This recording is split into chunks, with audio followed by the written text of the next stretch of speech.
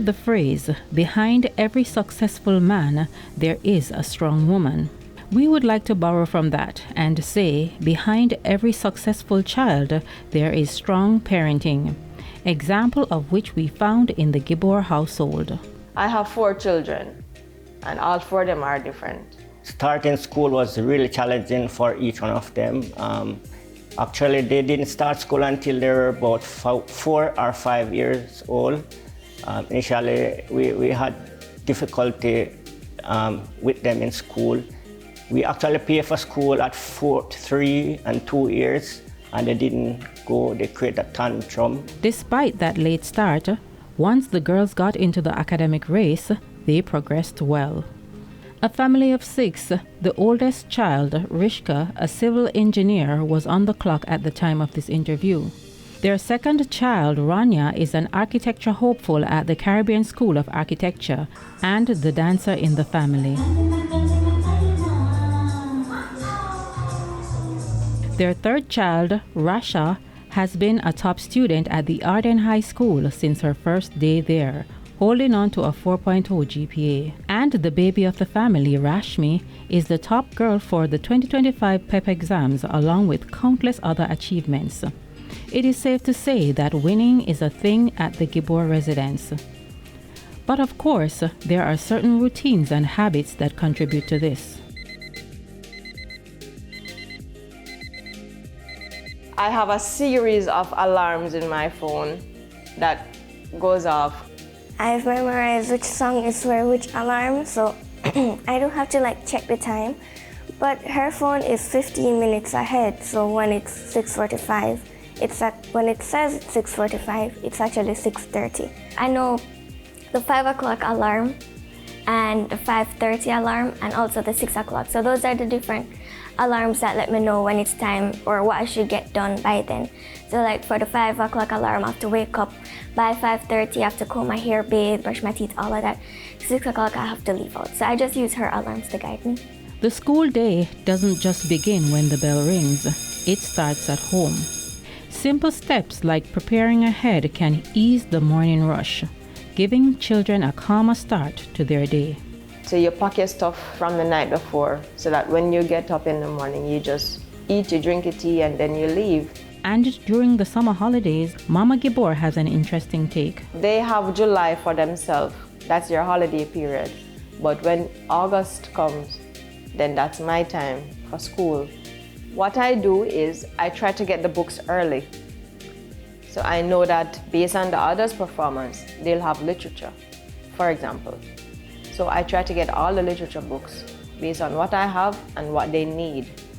And what they are expected to do, what Rashmi is expected to do, is to read a book every week and give me a chapter review with the main characters, the plot, the theme, everything else, so that when she is to start that subject at that time, then she'll already have that material ready. So they have all of those books to go through before school actually begins. When I was younger, I was not looking forward to August, but I don't know if you've heard of Pavlov's dog experiment, where you basically ring the bell and you give a dog food at the same time.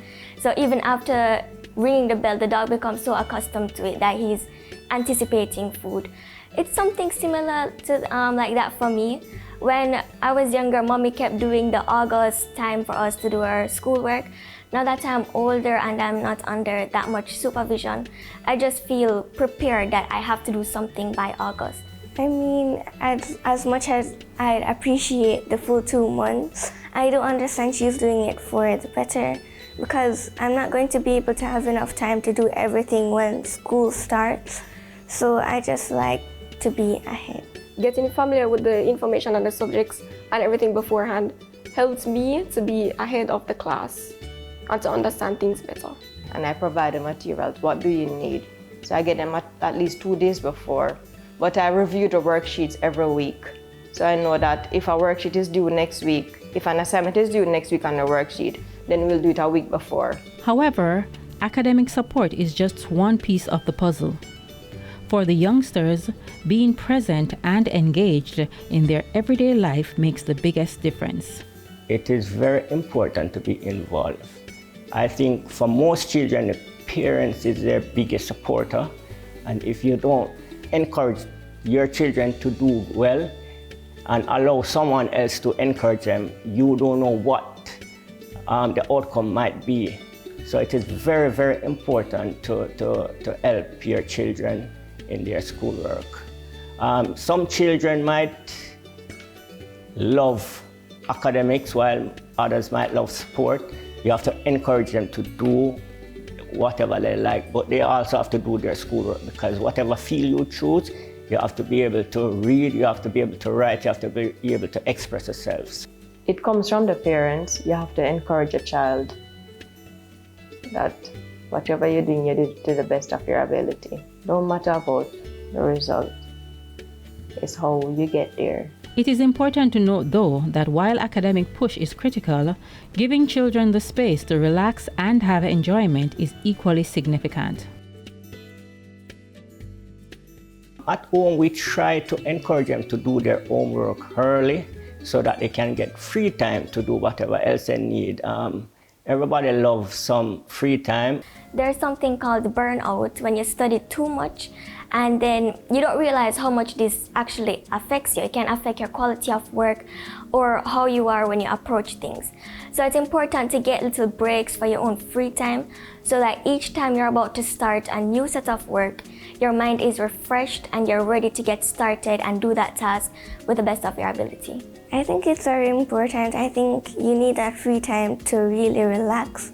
You can't be constantly stressing about school all day, every day. So I do appreciate it where you can just get your own time to do things that you like. When you have children who are doing exams, they also need free time. So if they have extracurricular activities, then you don't stop them, because they need a little time. You can't be studying 24/7. Everyone is human. Everyone needs a break. Same as how when you come from work 5 o'clock, you don't want anyone to disturb you. Then it's the same for them. Having gone through the process before, and as they continue to go through it with their younger children, the Gibbors have these words of encouragement. I know the schoolwork is very difficult for even parents, at the PEP level.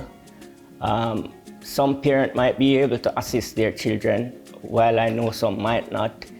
But it is important, if you are not able to help your children, get help. Ask the teachers to assist, or if you can find a community member to help, that would be great. As what Mama said, you have 5 fingers and all 5 fingers are different. See what each child's strengths are and maximize on that. So if they're successful in school, then you ensure that they do extracurricular activities as well to support that. If they're a good speaker, if they're good at creative ideas or creative drawing or anything like that, then you support them. Just encourage them and don't belittle them or don't stress them or don't pressure them into doing what you want to do, because at the end of the day, it is what they like that they will be successful at.